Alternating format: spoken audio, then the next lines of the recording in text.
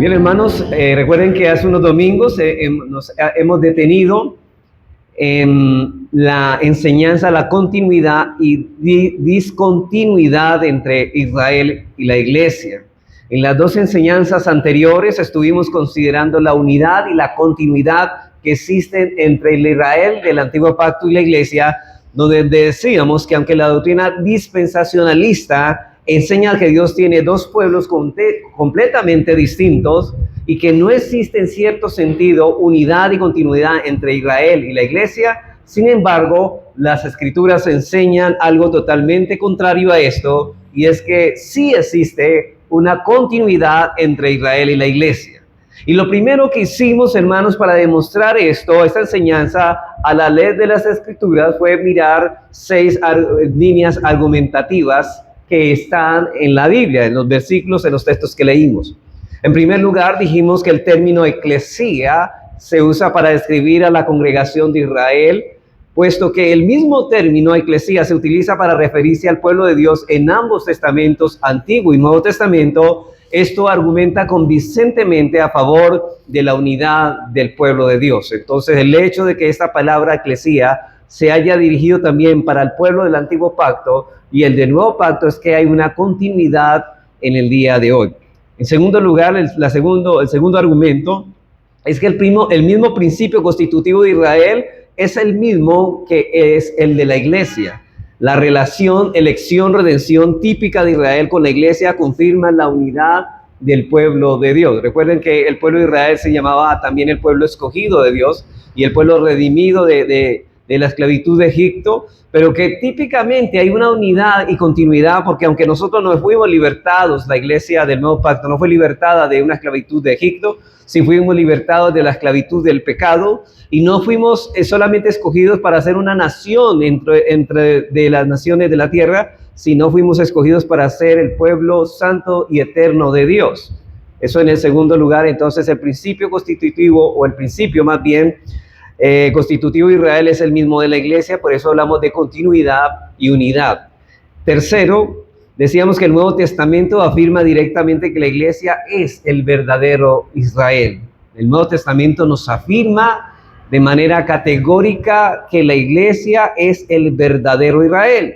Y vimos algunas citas, entre ellas Romanos 2, 28 al 29, donde nos dice y nos afirma que el verdadero Israel son todos los que han sido circuncidados de corazón. No es judío el que lo es en lo exterior, sino el que lo es interior, y la incircuncisión es la del corazón. Y cuando hablamos del corazón estamos hablando de la regeneración. Por lo tanto, todos los que hemos nacido de nuevo somos el verdadero Israel de Dios. Y en la otra cita que utilizamos en Romanos 9, 6 al 8, nos enseña que el verdadero Israel son los descendientes espirituales de Abraham, es decir, los que han sido escogidos antes de la fundación del mundo. Porque todos los que han sido escogidos desde la fundación del mundo son unidos a Cristo, y por lo tanto en la unión con Cristo, las promesas que se le hicieron a Abraham se le hicieron a la simiente. Así que si la simiente es Cristo y todos los que están unidos a Cristo participan de las promesas del verdadero Israel, y si la iglesia participa en Cristo, entonces la iglesia es el verdadero Israel. Y Filipenses 3:3, Pablo llama a la iglesia la circuncisión. Y recuerden, hermanos, que ese término para los judíos es llamarse verdadero judío. Y Pablo a una iglesia de gentiles le llama a ustedes son la circuncisión, señalando así que la iglesia es el verdadero Israel. Y en Gálatas, de una manera mucho más clara, Pablo declara que la iglesia es el Israel de Dios. Entonces, este tercero nos confirma la unidad y continuidad. El cuarto argumento nos decía que la iglesia es el verdadero Israel. ¿Por qué? Porque la iglesia asume los privilegios y las características de Israel. Es decir, nosotros nos llamamos la nación santa, Israel se le llamaba el pueblo santo. Nosotros nos llamamos el real sacerdocio, ellos se le llamaban también el real sacerdocio.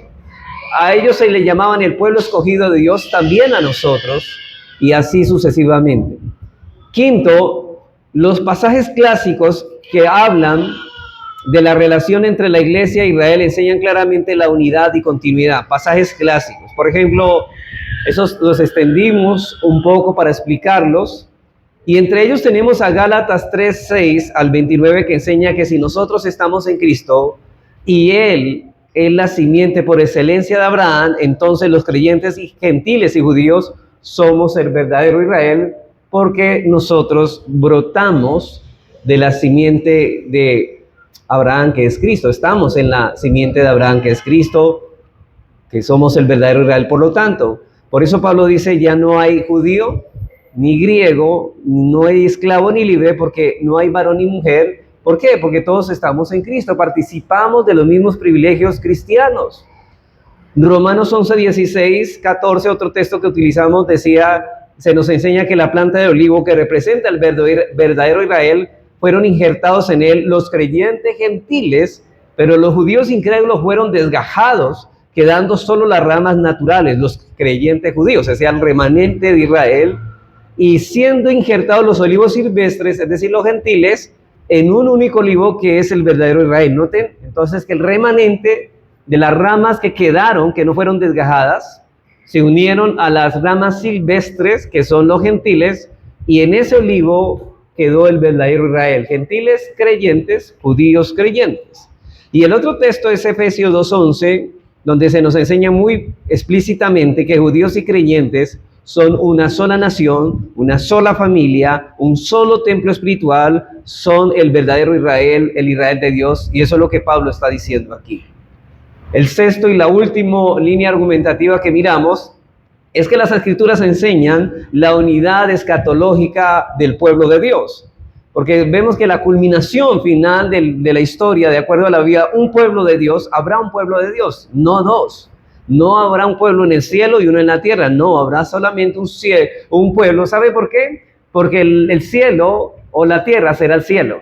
Entonces no habrá uno en el cielo y otro en la tierra, porque la Biblia nos enseña que el cielo en el estado eterno es esta misma tierra.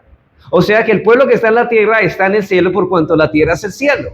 Ahora, ¿a quién se le habla que desciende como una esposa amada descendiendo? Se le llama la iglesia. Entonces habrá un único redil de ovejas, tanto de gentiles como de judías, y esto es verdad. Y ustedes recuerdan, hermanos, que esa ciudad estaba por el apóstol Juan en Apocalipsis descrita como una ciudad con 12 muros y con 12 puertas, y que estaban hablando de los 12, no eran 12 muros, sino 12 puertas.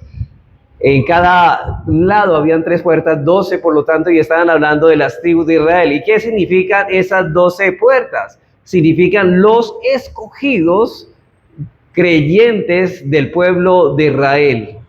Y decía que esa ciudad estaba construida sobre 12 cimientos, y esos cimientos son ¿qué? Los apóstoles. ¿Y qué significan los cimientos de los apóstoles? Significan los escogidos del nuevo pacto. O sea que ahí en esa ciudad se reúnen los escogidos judíos y los escogidos gentiles, siendo los dos, no dos pueblos, sino una sola ciudad, una sola nación, un solo pueblo de Dios. Luego de esto, hermanos, estoy recordando, hermanos, para que no se nos olviden, luego de esto pasamos a demostrar de estos 6 argumentos, después de haber señalado y explicado estos 6 argumentos bíblicos que la iglesia es el verdadero Israel de Dios, pasamos en segundo lugar a considerar la defensa entre la unidad de la iglesia e Israel. ¿No le decíamos, hermanos, que los profetas del Antiguo Testamento, ellos habían profetizado acerca de la iglesia, cómo se iba a manifestar en ese nuevo pacto? Jeremías 31, 31, 34, está la promesa de un nuevo pacto. Y noten que repetidas veces se enfatiza que esta promesa es para la casa de Israel y para la casa de Judá. Esa es la palabra. Estas promesas del nuevo pacto son para la casa de Israel y la casa de Judá. Por lo tanto, en quien se cumple estas promesas son la casa de Israel y en la casa de Judá. ¿Y qué encontramos en el Nuevo Testamento? Bueno, en el Nuevo Testamento, repetida y enfáticamente se nos dice que ese nuevo pacto fue hecho ¿con quién? Con los creyentes, es decir, con la iglesia. Por lo tanto, la iglesia, si esas promesas de Jeremías 31, 34 se cumplieron en la iglesia es la casa de Israel y la casa de Judá. Si las promesas hechas a Israel se cumplen para la iglesia, entonces la iglesia debe ser en cierto modo Israel. De lo contrario, los términos de la promesa han sido quebrantados. Y esto lo demostramos bajo dos líneas de pensamiento. En primer lugar, que las promesas hechas a Israel se pueden cumplir a la iglesia porque el núcleo de la iglesia fue y es el remanente elegido de la nación de Israel. ¿Cuál es el núcleo de la iglesia? El remanente escogido de el antiguo pacto y del nuevo pacto de Israel es el núcleo de la iglesia. Y ahí fuimos injertados nosotros los gentiles creyentes para ser un solo y único pueblo, la casa de Israel y la casa de Judá. Entonces, hermanos, las promesas de la nación de Israel como nación contenían un elemento condicional, pero recuerden, hermanos, que ese elemento condicional solamente podía cumplirse si Dios intervenía en la vida de ellos. Y estas promesas para la nación se cumplieron repetidamente solamente en lo remanente de judíos fieles. De hecho, hermanos, en el antiguo pacto, aunque Israel era gran en número, solamente un remanente fue salvo, un pequeño remanente fue salvo. Y ahí estaba, ese remanente es el núcleo, por ser escogidos por gracia. Y también fue profetizado que la promesa del nuevo pacto sería extendida no solamente a ese núcleo, a ese remanente de Israel, sino a gentiles de las demás naciones. Entonces las promesas hechas a Israel se pueden cumplir en la iglesia, porque el núcleo de la iglesia fue y es el remanente elegido de la nación de Israel. Eso lo explicamos, no voy a volver a explicar muy extendido esto, pero era necesario recalcarlo antes de pasar al otro punto de hoy. Y en segundo lugar, dijimos que la identificación de la iglesia como el nuevo Israel es que la cabeza de la iglesia era y es el Mesías de Israel. La cabeza, hermanos, del nuevo Israel es la cabeza de la iglesia, era y es el Mesías de Israel. O sea que las promesas hechas a Israel, ¿dónde fueron cumplidas? En Cristo. Porque Cristo es la simiente ¿de quién? De Abraham. Y en él se cumplieron. O sea que todos los que están unidos a Cristo disfrutan de las promesas hechas al verdadero Israel. ¿Quién es el verdadero Israel? El que disfruta de las promesas del pacto. ¿Y dónde están contenidas las promesas del pacto? En Cristo. O sea que los que están unidos a Cristo están disfrutando de esas promesas. Él es, en el sentido más profundo, Cristo, la semilla y el Israel al cual fueron hechas y cumplidas las promesas. En otras palabras, hermanos, cualquiera que sea uno con Cristo, en virtud de esto, posee la promesa del nuevo pacto, por lo tanto, es miembro y ciudadano del Israel de Dios. Ahora, hermanos, todo esto que hemos dicho hasta ahora, esta explicación, solamente el repaso, nos ha dicho que hay una unidad y hay una continuidad entre Israel y la iglesia. En esta tarde pasaremos a ver, en segundo lugar, nuestro segundo gran encabezado, nuestro segundo bloque de este tema de la continuidad y descontinuidad de Israel y la iglesia. Hoy ya no hablaremos ya no de la unidad o continuidad, vamos a mirar de la superioridad de la iglesia sobre Israel.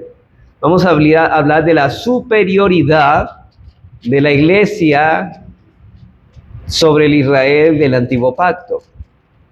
Y yo, hermanos, como dije ahora, aunque existe una unidad básica entre la iglesia e Israel, existe asimismo desarrollo, progreso, superioridad de la iglesia sobre Israel.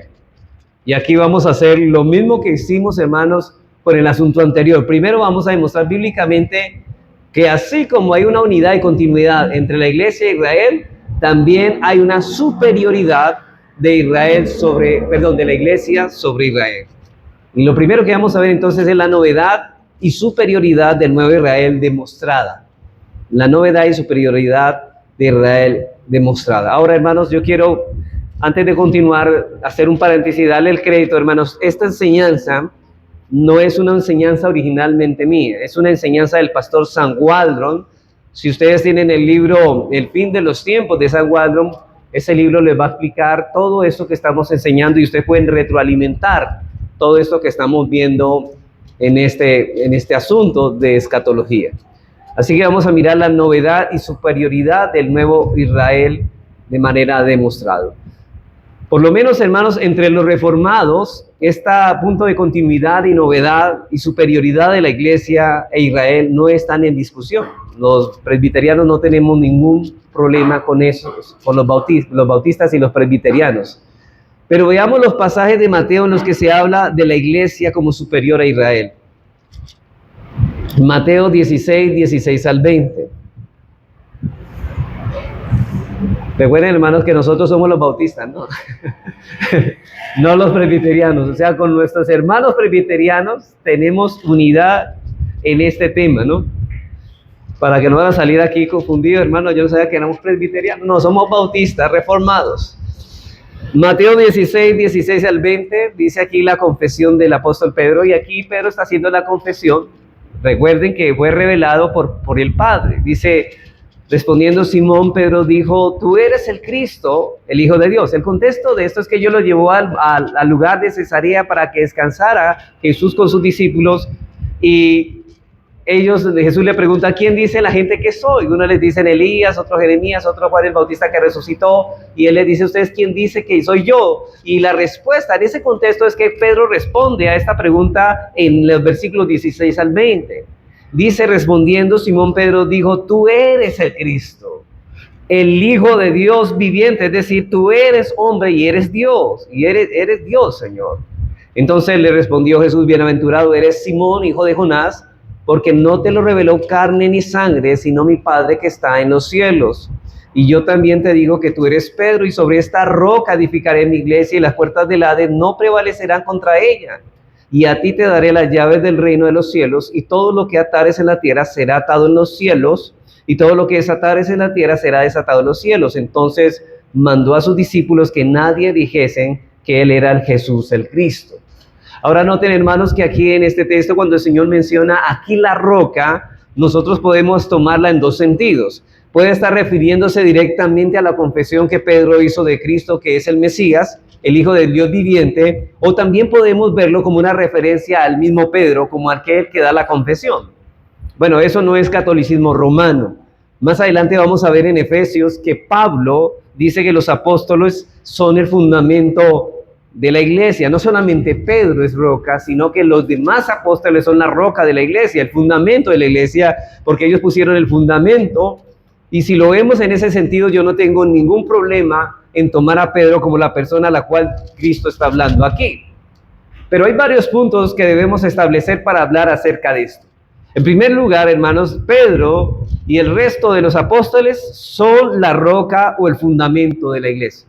¿Sobre qué se edifica la iglesia del nuevo pacto? Sobre el fundamento de los apóstoles y profetas, es decir, sobre lo que Dios reveló a ellos. Este Nuevo Testamento que tenemos, en la cual nosotros nos construimos y edificamos la iglesia. Cristo dijo en verbo futuro, dijo, yo edificaré mi iglesia. ¿Y con qué va a edificar? ¿Sobre qué fundamento va a edificar su iglesia? Sobre el fundamento de los apóstoles y profetas. Este pasaje, Pedro estaba aquí hablando en representación de los 12, y en Efesios 2:20 vemos claramente que tanto Pedro como los otros apóstoles son el fundamento de la iglesia.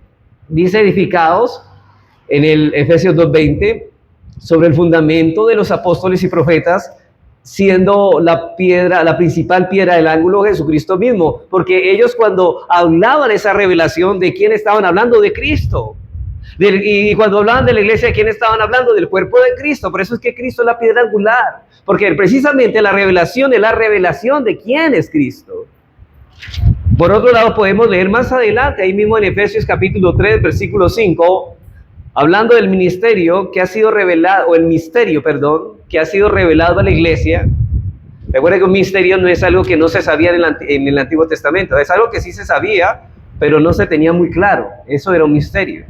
Dice Pablo, misterio que en otras generaciones no se dio a conocer a los hijos de los hombres, pero noten eso, como ahora es revelado a quienes, a sus santos apóstoles y profetas por el Espíritu. Es decir, lo que está escrito aquí, hermanos, es sobre lo cual nos edificamos, lo que vimos esta mañana. ¿Por qué hacemos el culto así? ¿Por qué lo hacemos? Porque los apóstoles nos dijeron que así debe ser, y las directrices y los mandamientos de los apóstoles son los mandamientos de Cristo, y la iglesia, Cristo la edifica sobre el fundamento de ellos. En este caso, esta mañana miramos la exhortación de Pablo a Timoteo, y estamos construyendo nuestra iglesia en ese fundamento.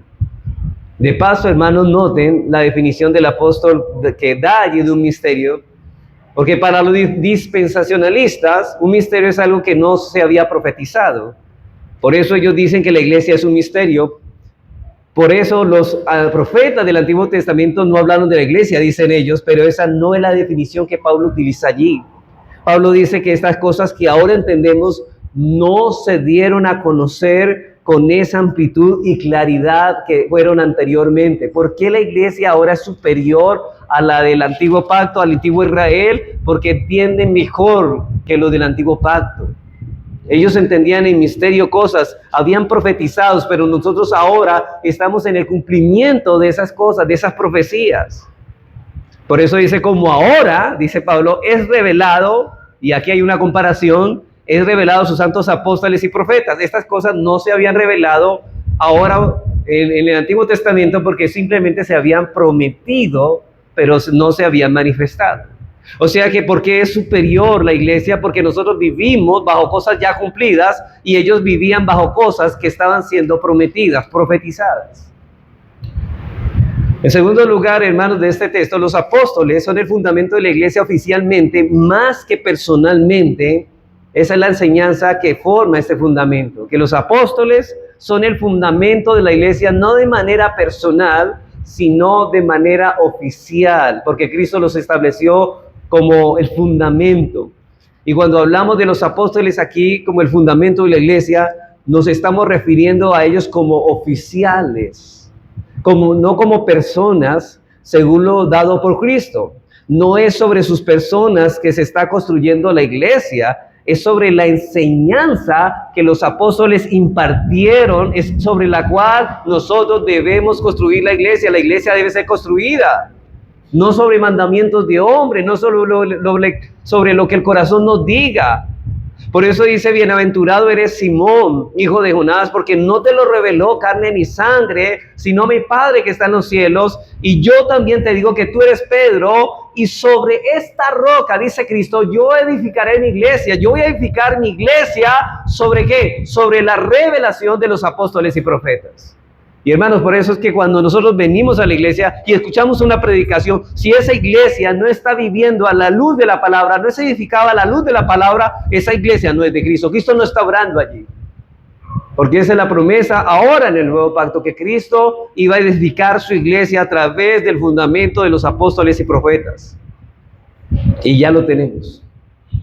Sobre esta roca que tú estás poniendo y que van a poner los demás apóstoles, edificaré mi iglesia. 1 Corintios 3, 10, 11. Pablo habla como un apóstol también, que él puso el fundamento. Dice él, 1 Corintios 3, 10 al 11, conforme a la gracia de Dios que me ha sido dada, dice Pablo, yo como perito arquitecto, él habla como de una construcción y un edificio, como perito arquitecto puse que el fundamento, y otro edifica, pero cada uno mire cómo sobreedifica. ¿Qué hacemos los pastores hoy? Nosotros no ponemos el fundamento, edificamos sobre el fundamento, predicamos el fundamento, le decimos a la iglesia, esto es lo que dijeron los apóstoles, vamos a vivir así, vamos a vivir en este fundamento, porque Cristo ha prometido usarnos para edificarnos sobre el fundamento. Hermanos, si no estamos sobre este fundamento, no hay edificación, no hay crecimiento para nosotros. Dice Pablo, porque nadie, oiga esto, nadie puede poner otro fundamento que el que ya está puesto, el cual es Cristo. La revelación de Cristo ya fue escrita. Por lo tanto, no tenemos derecho a decir que hay otro fundamento. Hermanos, nosotros veíamos en Efesios 4, 7 al 12 que el oficio del apóstol y el oficio de profeta es irrepetible, porque ellos pusieron el fundamento. Hermanos, la pregunta es, ustedes saben por sentido común, ¿cuántas veces se echan las bases de un edificio o de una casa? Una sola vez. Y Pablo está diciendo que él puso un fundamento una sola vez y no se puede hacer otra vez. Una sola vez porque ya nadie puede poner otro fundamento, dice Pablo, que el que ya pusieron. Así que los apóstoles son depositarios y reveladores de la verdad de Cristo al mundo, y en ese sentido es que ellos pusieron el fundamento. Me gusta lo que dice el apóstol Juan en el Evangelio, en el Evangelio de Juan 1, 14 al 18. Noten que ellos hablaron de la enseñanza de Cristo y la manifestación de Cristo a ellos de una manera especial. Dice, aquel verbo, es decir, está hablando de Dios con respecto a su eternidad. Aquel verbo que estaba en la eternidad fue hecho carne, se hizo hombre. ¿Y sabe qué? Habitó entre nosotros. Y Juan como apóstol, con el resto de los apóstoles, dice, y vimos su gloria. La gloria como del unigénito del Padre. La palabra aquí es monógenes. Como el único en su naturaleza. Él es el único en su naturaleza. Él es el único que tiene la naturaleza divina. Dice, lleno de gracia y de verdad. Y dice Juan, el Bautista, dio testimonio de él y clamó diciendo, este es quien yo decía, el que viene después de mí, es antes de mí, porque era primero que yo, porque de su plenitud tomamos todos, y gracia sobre gracia, pues la ley por medio de Moisés fue dada, pero la gracia y la verdad vinieron por medio de Jesucristo. A Dios nadie le vio jamás, el unigénito Hijo que está en el seno del Padre, Él le ha dado a conocer lo que se había profetizado en el Antiguo Testamento bajo sombras y bajo profecías y visiones, ahora es manifestado y se ha hecho carne, se ha hecho manifiesto. Y Cristo trae la verdad final y es la que nosotros estamos gozando ahora, por eso está la superioridad de nosotros. Dice en Hebreos 1 al 2, dice esta verdad. Noten lo que dice Dios, habiendo hablado en otro tiempo, refiriéndose al Antiguo Testamento, muchas veces y de muchas maneras a los padres por los profetas, en estos últimos días, hermanos, ¿cuándo empezaron los últimos días? En la primera venida de Cristo. ¿Y hasta dónde irán los últimos días? Hasta la segunda venida de Cristo. Dice, en estos últimos días, en ese periodo de tiempo, en la era evangélica, nos ha hablado ¿quién? Por el Hijo. No es que el Hijo no haya hablado en el Antiguo Testamento, sino que antes había hablado a través de profetas, pero ahora nos ha hablado directamente Jesús. Ahora, el punto es que esa revelación traída por Cristo ha sido preservada para la iglesia de todas las edades. ¿En los escritos de quiénes? En los escritos apostólicos. Nosotros tenemos una mayor revelación que la tuvieron la iglesia o el Israel del Antiguo Pacto. En tercer lugar, hermanos, es un subpunto del primero, de la primera cita, de que es Mateo 16. Ahora, si los apóstoles son el fundamento de la iglesia que Cristo edificará, tiempo futuro, debe haber empezado, aunque sea en un sentido, en sus vidas y ministerio. Es en ese sentido que los apóstoles son el fundamento de la iglesia. Vuelvo a repetir esa idea. Si los apóstoles son el fundamento de la iglesia que Cristo edificará, debe haber empezado, ¿cierto? Porque dice edificará, entonces debe haber empezado. Aunque sea en un sentido, en sus vidas y ministerios, en ese sentido es que los apóstoles son el fundamento de la iglesia. La iglesia empezó a ser manifestada. Hermanos, si esto es así, si los apóstoles son el fundamento de la iglesia sobre la cual Cristo edificaría su iglesia, noten que el Señor dice en Mateo 16, 18, y yo también te digo que tú eres Pedro, y sobre esta roca edificaré mi iglesia. Sobre ese fundamento, por lo tanto, la iglesia debe haber comenzado en cierto sentido en la vida y ministerio de los apóstoles. Porque ¿cómo puede construirla si no estaba el fundamento? Tendrían que estar los apóstoles y la revelación para comenzar a edificar la iglesia sobre ese fundamento.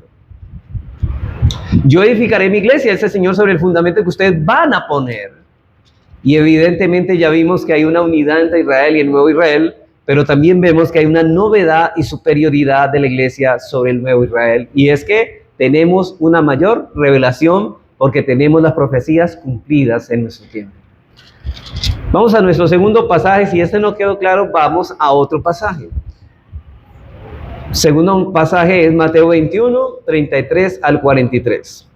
Mateo 21, 33 al 43.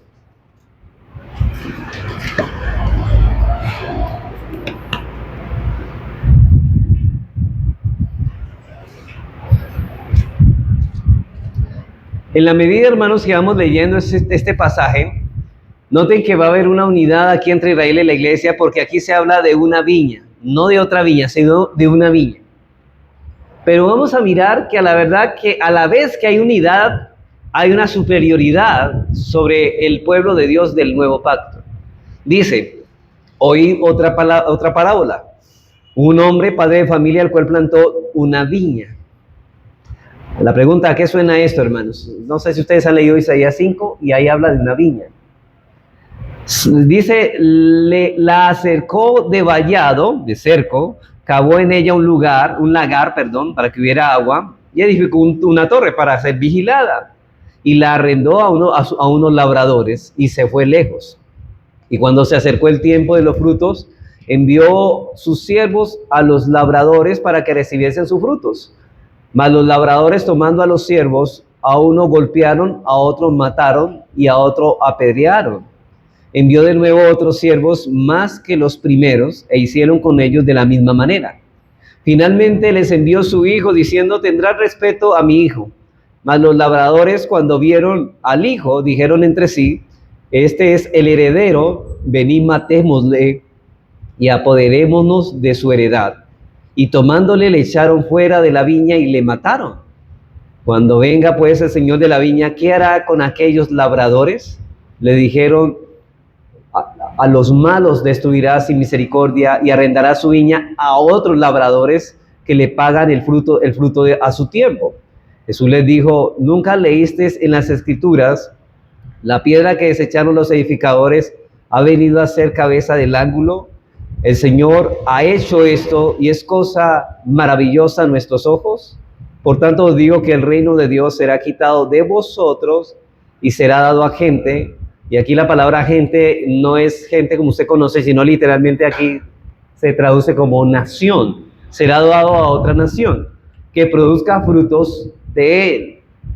Y es importante, hermanos, aquí recordar un principio, que no podemos interpretar una parábola buscando el significado de cada detalle, porque Dios no estaba en el cielo diciendo, bueno, enviaré a mi hijo y voy a ver qué pasa con él. A veces, o sea, no es que sea sorpresa que, como dicen los dispensacionalistas, que fue sorpresa que los judíos mataran a Jesús. No, eso ya estaba planificado y él fue entregado y estaba predeterminado por el consejo de Dios, como dicen Hechos.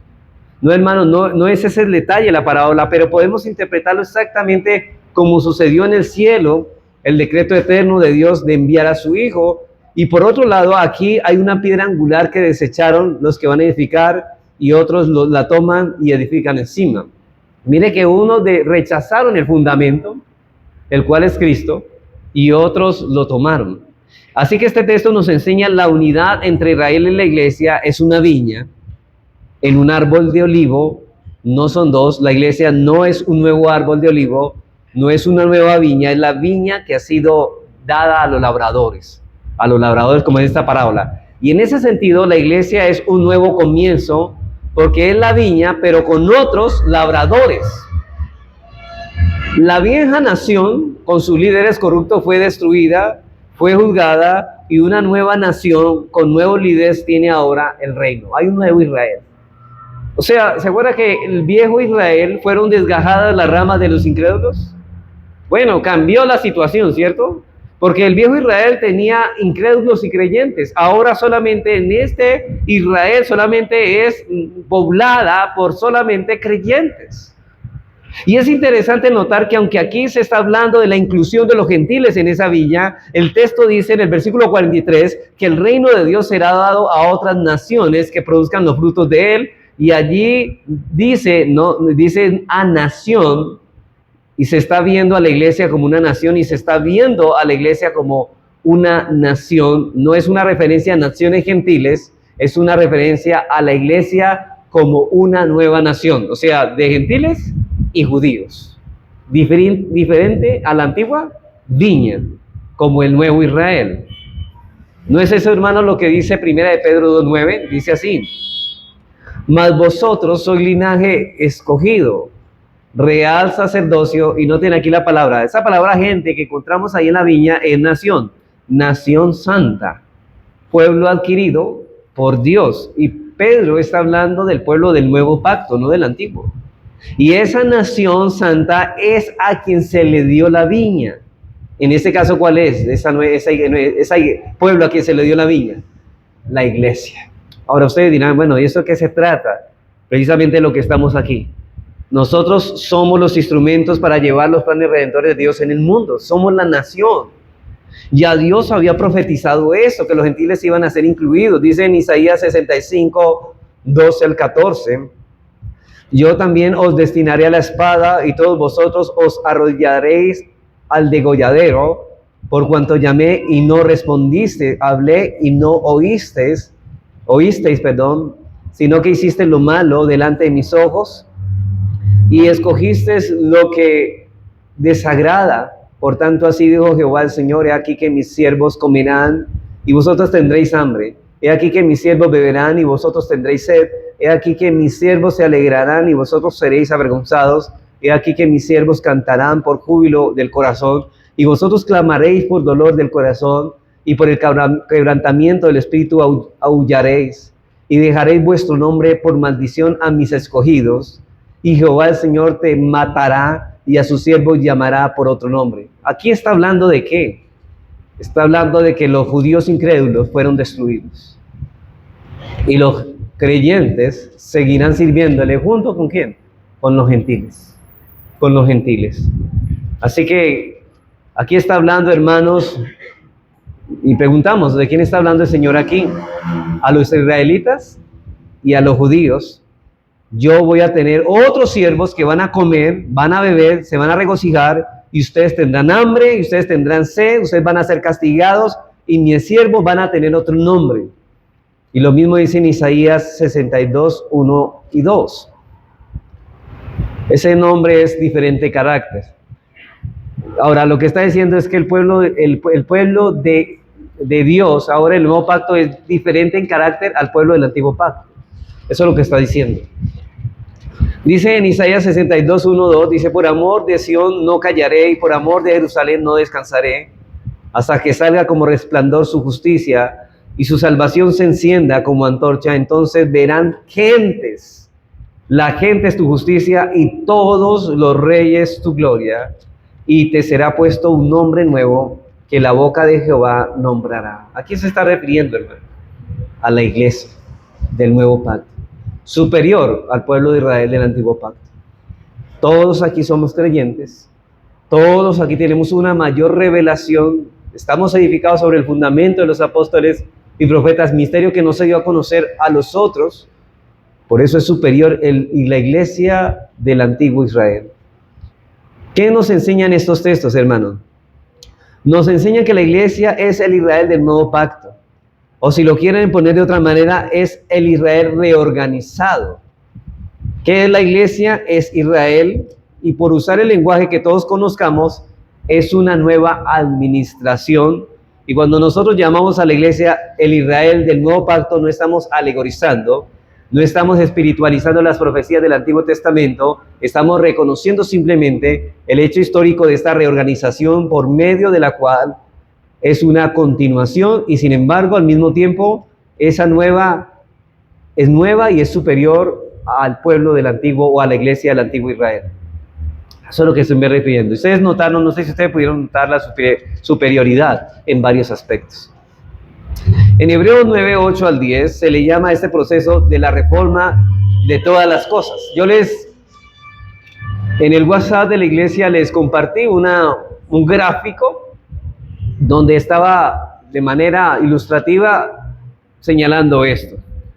Dice en Hebreos 9, al 8 al 10, dice, se le llama a este proceso la reforma de todas las cosas. O sea, del Antiguo Testamento al pasar al Nuevo hubo una reforma, cambio de administración. Antes estábamos bajo sombras, ahora estamos bajo realidades espirituales. Ya no estamos bajo corderos, ceremonias, sino que esas cosas eran sombras de lo que ha de venir. Y dice el autor de Hebreos, dando el Espíritu Santo a entender con esto, que aún no se había manifestado el camino al lugar santísimo, entre tanto que la primera parte del tabernáculo estuviese en pie, lo cual es símbolo para el tiempo presente, según el cual se presentan ofrendas y sacrificios que no pueden hacer perfectos en cuanto a la conciencia al que practica ese culto, o sea, el culto del Antiguo Testamento, ya que consiste solo de comidas y bebidas y diversas abluciones y ordenanzas acerca de la carne, impuesta ¿hasta cuándo? Hasta el tiempo de reformar las cosas. Y cuando esas cosas fueran reformadas, esas cosas, sacrificios, sacerdocio levítico, ceremonias, comidas, abluciones, desaparecerían. ¿Desaparecieron? Sí. ¿Por qué? Porque ahora todas esas sombras llegaron a ser realidades espirituales ahora en el nuevo pacto. Y eso lo entendemos claramente, hermanos. Por ejemplo, el cordero que sacrificaban los judíos ya fue sacrificado, la realidad espiritual era Cristo.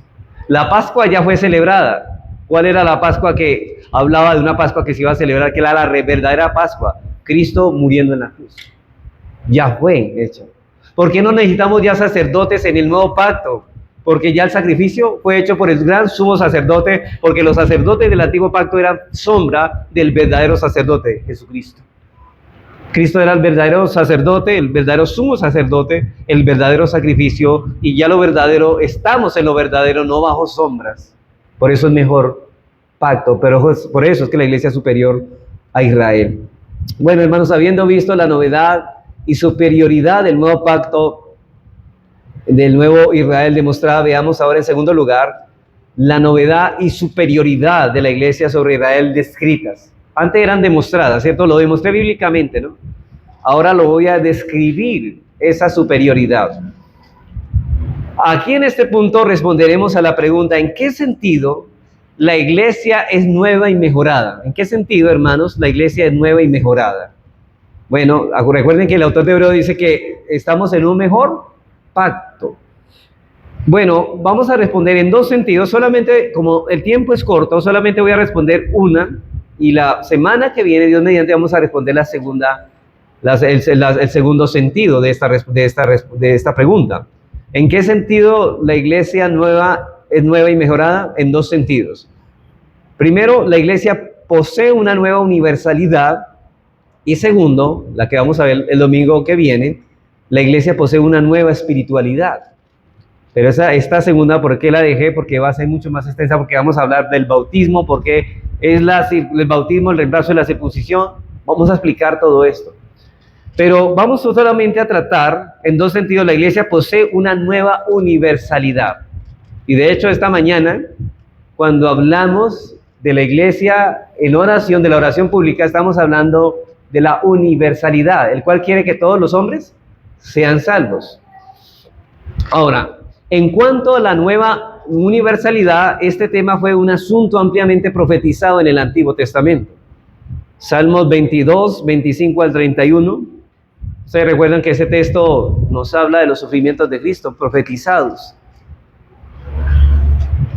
Dice, mire la profecía. De ti será mi alabanza en la gran congregación. Mis votos pagaré delante de los que le temen. Comerán los humildes y serán saciados. Alabarán a Jehová los que le buscan. Vivirán vuestro corazón para siempre y se acordarán y se volverán a Jehová todos los confines de la tierra. Y noten esto, y todas las familias de las naciones adorarán delante de ti. Todas las naciones adorarán delante de ti. Pero aquí vamos a explicar más adelante que esa todas, ¿qué significa? ¿Será todas las familias y cada miembro de la raza humana? No. Sigamos. Porque Jehová es el reino y él regirá las naciones. Comerán y adorarán todos los poderosos de la tierra, se postrarán delante de él todos los que descienden al polvo, aun el que no puede conservar la vida a su propia alma. La posteridad le servirá. Eso será contado de Jehová hasta la postera generación. Vendrán y anunciarán su justicia. A pueblo no nacido aún anunciarán que él hizo esto. Hermanos, ya en el Antiguo Testamento se decía que esto iba a suceder. Por ejemplo, aquí estamos viviendo los postreros tiempos, y estos postreros tiempos va a vivir la última generación. ¿Pero generación de quién? De creyentes. Y esto también en Salmo 72, 8, 11 también estaba profetizado. Noten, dominará de mar en mar y desde el río hasta los confines de la tierra. Ante él se postrarán los moradores del desierto y sus enemigos lamerán el polvo. Los reyes de Tarsi y de las costas traerán presentes. O sea, ustedes pueden notar, hermanos, aquí, los reyes de Tarsis. ¿Qué consideraban los judíos de los reyes de Tarsis? Son impíos, esos no pueden ser creyentes. Sigue diciendo, los reyes de Saba y de Seba ofrecerán dones. ¿Cómo es posible que esos hombres adoren? Son gentiles, decían los judíos. Todos los reyes se postrarán delante de él, todas las naciones le servirán. Y el versículo 17, será su nombre para siempre, se perpetuará su nombre mientras dure el sol. Benditas serán en él todas las naciones, lo llamarán bienaventurado. Y esta palabra, las naciones, significa que no, la salvación no era exclusiva para el pueblo de Israel. En el antiguo pacto creían eso, que solamente la salvación era exclusiva para el pueblo de Israel. Y este es el pacto abrahámico en cumplimiento de lo que estamos viendo en estos textos, hermanos. Esta enseñanza la encontramos en otros textos del Antiguo Testamento, no pocos, como por ejemplo Isaías 19:25. Simplemente apúntenlos, no lo vamos a leer, donde se nos dice que va a venir un tiempo en que todos van a ser pueblo de Dios, los egipcios y los asirios. Y hermanos, nosotros leemos esto, quizá no nos cause ningún asombro, pero para un judío que oye a Isaías decir esto, para ellos decían, ¿era qué? ¿Los egipcios pueblo de Dios? ¿Los asirios pueblo de Dios cuando son la amenaza, cuando son enemigos del pueblo de Israel? Pero ya Isaías estaba profetizando esto, que los gentiles iban a ser parte del pueblo de Dios y le iban a adorar. Es por esa razón que el Nuevo Testamento, cuando se habla de la inclusión de los gentiles, en el Nuevo Israel los apóstoles lo interpretaban a la luz de los escritos del Antiguo Testamento. ¿Cómo se interpreta el Antiguo Testamento? A la luz de la revelación del Nuevo Testamento.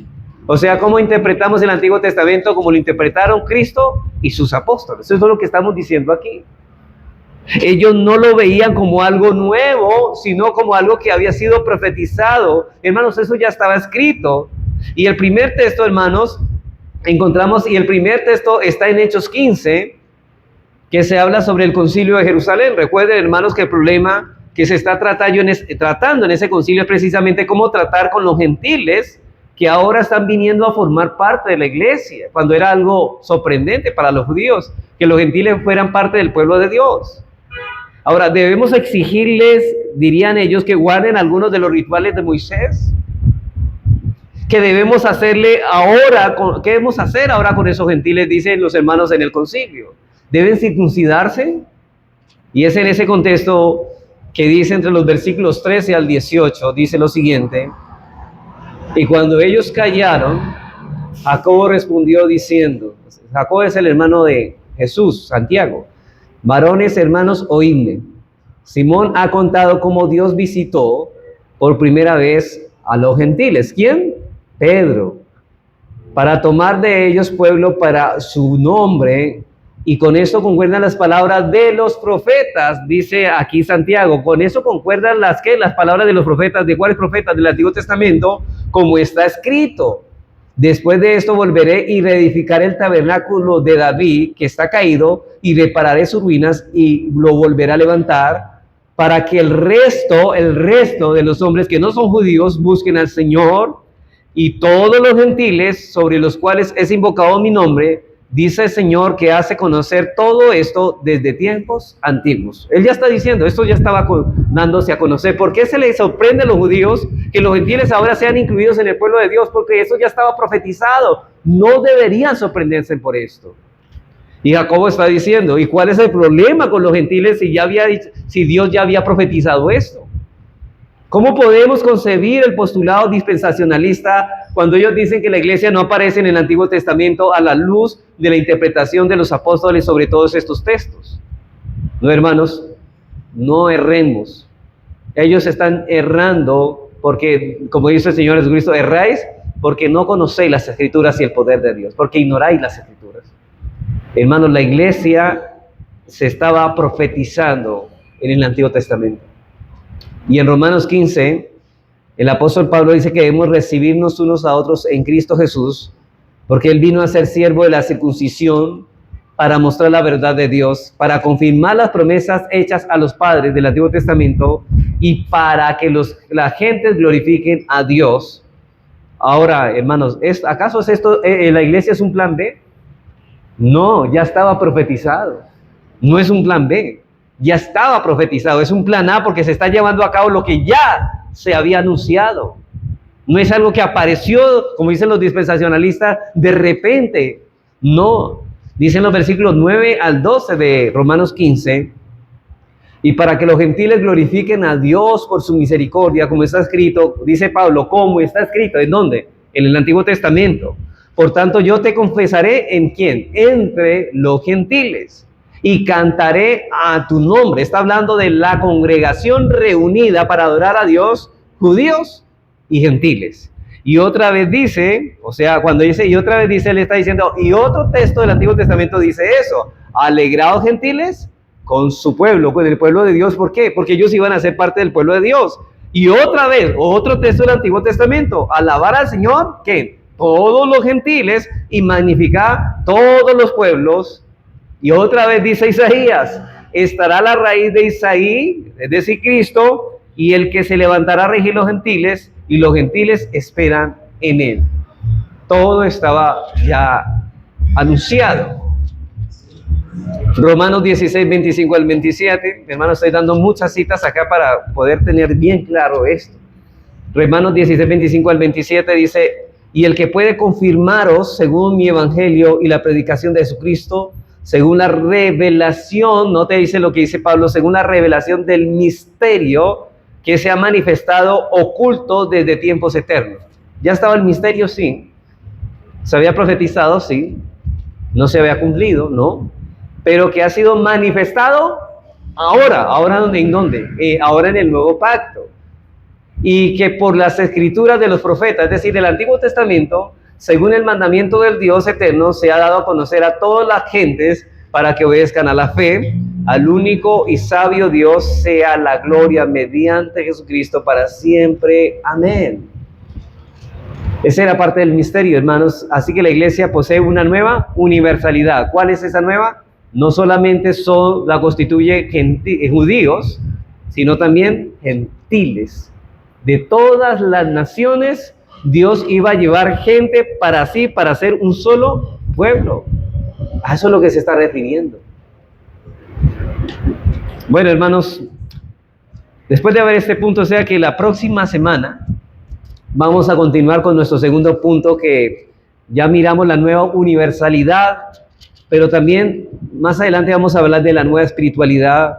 Pero antes quisiera concluir considerando ciertos aspectos prácticos para concluir. Hermanos, esta nueva universalidad de la iglesia tiene muchas ramificaciones prácticas. Dice el pastor Sam Waldron, ¿podían ustedes imaginar que el mismo Pablo que escribió Efesios 3:6 y Gálatas 3:28 hubiera dicho a iglesias separadas de judíos por un lado y de griegos por el otro lado?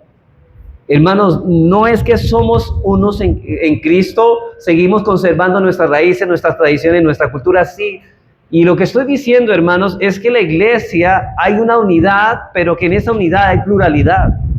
En una iglesia debe estar constituida por pobres, ricos, negros, blancos, niños, jóvenes, adultos. Una iglesia es una iglesia diversa.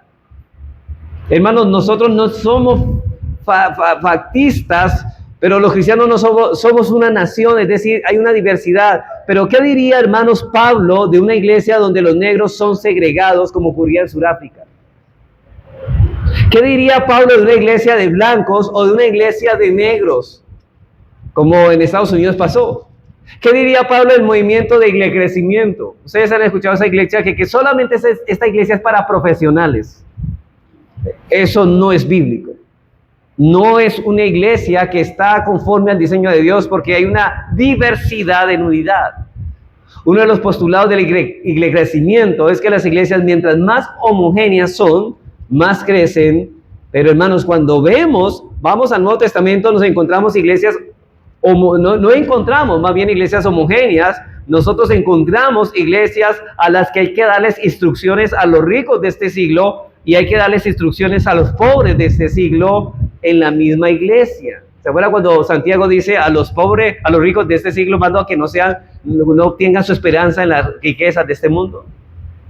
Y hay que decirles a las hermanas, precisamente vamos a tocar ese punto de primera Timoteo 2, de las hermanas cuando van a la iglesia, que cuando no vayan a la iglesia con peinados ostentosos, llenos de joyas. ¿Por qué? porque iban a avergonzar a las hermanitas más pobres que estaban allí. ¿Qué significa eso? Que en esa iglesia habían ricos y pobres. Estaban allí y que no podían llegar con todas estas cosas a la iglesia, aparte de que esto no es conforme a la humildad del corazón que debemos manifestar a la hora de adorar a Dios. Pero también había un elemento aquí de que no existía tal homogeneidad en el Nuevo Testamento.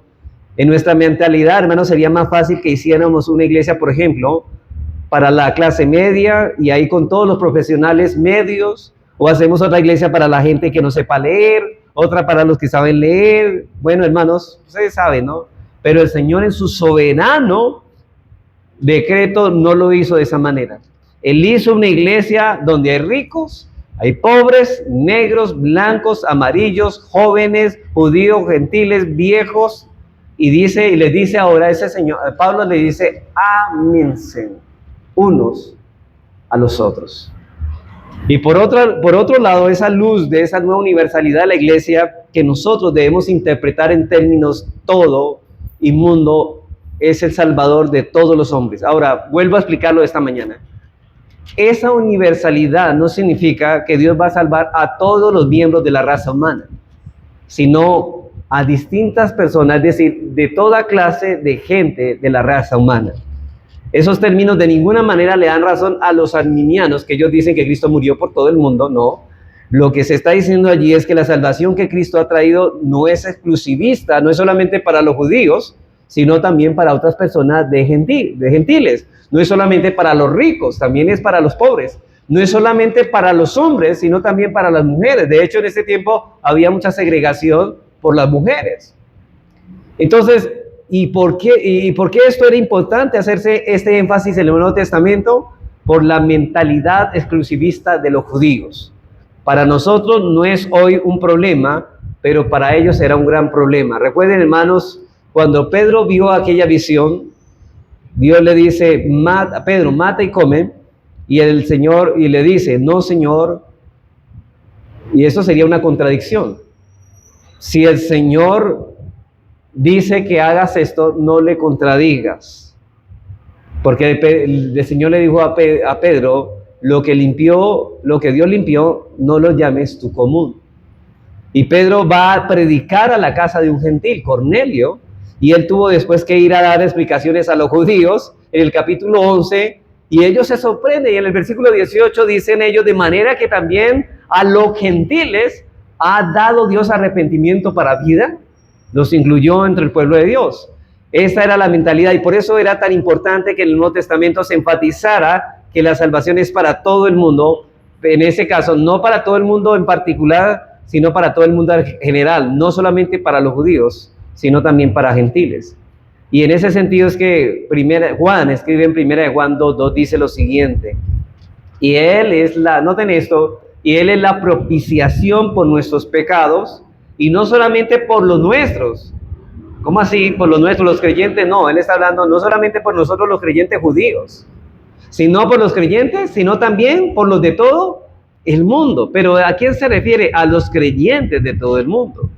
Hermanos, si ese texto enseñara lo que los arminianos enseñan, entonces nadie se condenaría, porque allí dice que Cristo es la propiciación de todo el mundo. Pero si Él es propicio a todo el mundo, ya nadie se puede condenar.